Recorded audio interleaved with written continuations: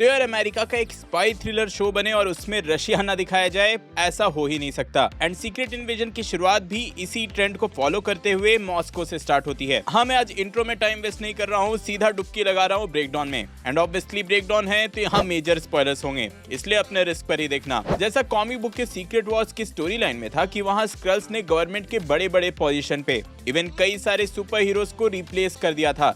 And पहले ही sequence में agent Prescott ने ये क्लियरली एस्टैब्लिश कर दिया कि भाई यहाँ किसी पे भी ट्रस्ट नहीं किया जा सकता क्योंकि बहुत लोग रिप्लेस हो चुके हैं। इवन प्रेस्कॉट उनके प्लान्स को भी बताता है कि कैसे वो हर कंट्री पे अटैक कर रहे हैं और उसका ब्लेम दूसरे कंट्रीज पे डाल दे रहे हैं, जिससे कि इवेंचुअली एक वॉर की सिचुएशन हो जाएगी और दो कंट्रीज आपस में ही लड़ जाएंगे और इसी के बाद स्क्रल्स इजिली वर्ल्ड को कैप्चर कर लेंगे। एंड ये सब बात होती ही रहता है कि इसके नेक्स्ट शॉट में हम देखते हैं कि इवन एवरेट रॉस भी स्क्रल निकला। बट यहाँ पर ऑब्वियस क्वेश्चन आता है कि आखिर एवरेट रॉस को स्क्रल्स ने रिप्लेस किया कब होगा। तो मेरा गेस है कि ऐसा स्टार्टिंग से तो बिल्कुल ही नहीं हुआ होगा, बल्कि मोस्टली ऐसा वकांडा फॉरएवर की इवेंट के बाद ही हुआ होगा। बट हाँ, हम लोग बस गेस ही कर सकते हैं, क्या पता इवन स्टार्टिंग से ही एवरेट रॉस स्क्रल ही हो। वैसे यहाँ पर एक मेजर फन फैक्ट, इस पूरे सीक्वेंस के बाद जो इंट्रो क्रेडिट दिया गया है, जो बनाया गया है, वो पूरी तरह से एआई से क्रिएटेड है और शायद ये रिप्रेजेंट करने के लिए यहाँ एआई का यूज किया गया है कि आज के टाइम पे जो आप देखते हो, जो आप सुनते हो, इवन उस पे भी भरोसा किया नहीं जा सकता है। तो हाँ, एआई को यूज करना इस शो के थीम को रिप्रेजेंट करता है। देन जब ये सब कांड होता है तो इसके चलते निक फ्यूरी को अर्थ पे वापस आना पड़ता है।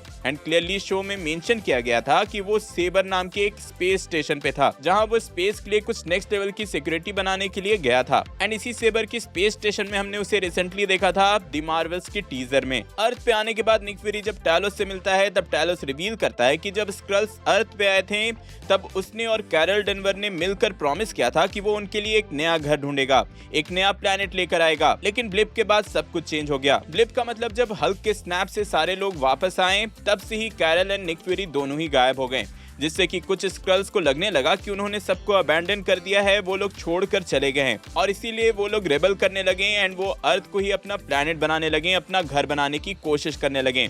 तो बेसिकली इस शो का बेसिक प्लॉट यहाँ पर सेटअप कर दिया गया था कि ऑडियंस क्या एक्सपेक्ट कर सकती है, क्या एक्सपेक्ट नहीं कर सकती है।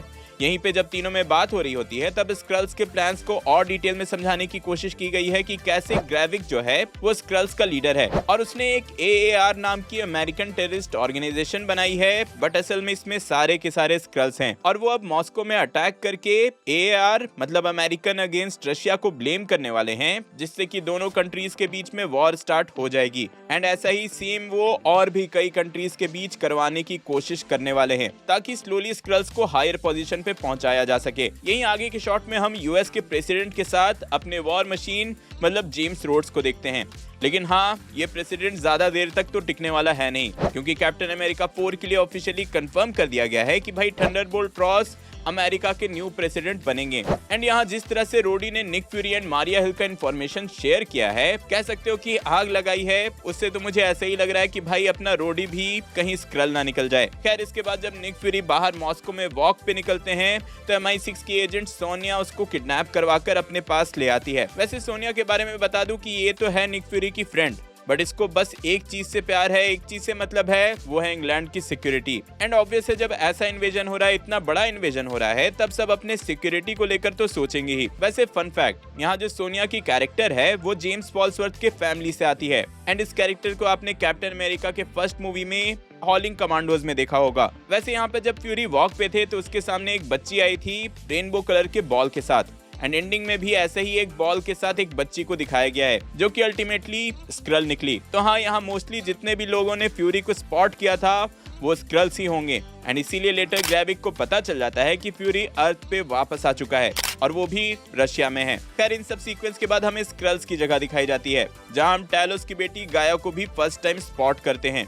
एंड यहाँ मुझे सबसे इंटरेस्टिंग लगा ये वाला पूरा सीक्वेंस, जहाँ ये लोगों के मेमोरीज ले रहे हैं। और अगर ध्यान दोगे तो ये बंदा वही है जो कि आगे के एक सीक्वेंस में स्क्रल था और जिसने बॉम्ब बनाया था। एंड यही हमें फिर आगे दिखाया जाता है कि कैसे स्क्रल ना ही सिर्फ अब लोगों की शक्ल ले रहे हैं, बल्कि मेमोरीज भी ले रहे हैं। बाय द वे, अगर आपको फर्स्ट मूवी याद होगी तो सेम टेक्नोलॉजी का यूज होते हुए हमने कैप्टन मार्वल की मूवी में भी देखा था। वैसे इसके बाद स्टोरी वाइज उतना कुछ मेजर नहीं था, बस जो बॉम्ब ब्लास्ट का प्लान था मॉस्को में, उसी बॉम्ब के पीछे ये तीनों रहते हैं।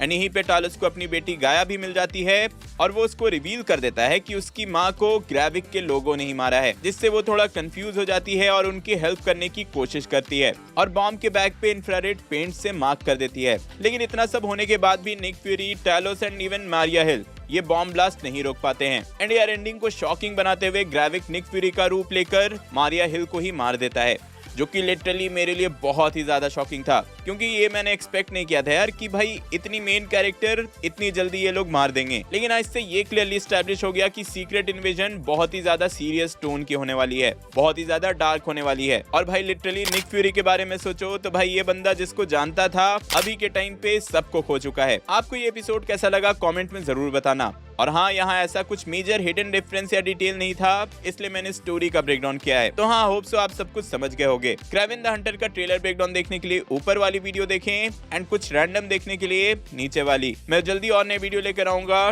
टिल देन बी देसी बी नर्ड।